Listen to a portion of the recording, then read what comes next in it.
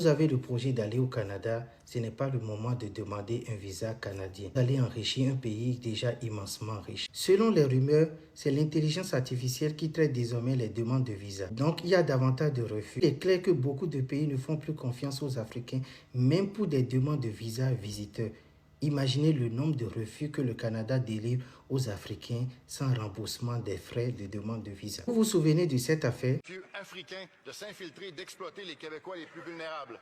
Radio-Canada nous informe, par exemple, de l'arnaque sophistiquée de Mamadou Burke, un Ivoirien qui a escroqué 2 retraités québécois pour plus de 500 000 et potentiellement 1 million de dollars auprès de 20 victimes. Le ministre peut nous dire ce qu'il fait pour combattre ce fléau des faux étudiants criminels.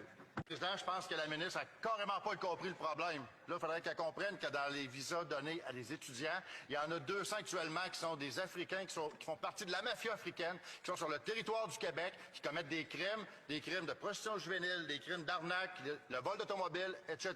C'est un réseau international qui est maintenant rendu au Canada à cause des politiques laxistes des libéraux sur l'immigration. Les Africains qui partent au Canada avec le visa étudiant, une fois arrivés au Québec, ils s'adonnent à des activités illégales. Leurs études consistaient à arnaquer des femmes québécoises. Ils ont escroqué plus d'un demi-million de dollars canadiens. Parmi eux, un Ivoirien qui est désormais interdit du territoire canadien en raison de son rôle de relayeur d'argent. Puis il a pris le visa étudiant et arrivé sur place. Ces études-là, c'est de prendre l'argent, d'encaisser l'argent de l'ANAC et de renvoyer en Afrique ou de faire tourner dans le réseau au Québec. Pourtant, il partait pour les études, c'est ce qu'il a déclaré en Côte d'Ivoire pour avoir le visa étudiant canadien. Arrivé sur place, il se contente juste d'être caissier. À ce jour, près de 200 membres ont déjà été identifiés. Devinez quoi? Ils sont tous venus au Canada par le biais de visas étudiants. Selon Radio-Canada, ils proviennent essentiellement de l'Afrique de l'Ouest, notamment de la Côte d'Ivoire,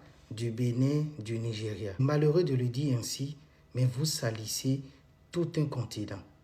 Et vos actes ont des répercussions sur des milliers de personnes qui rêvent d'aller au Canada étudier pour de vrai et devenir quelqu'un.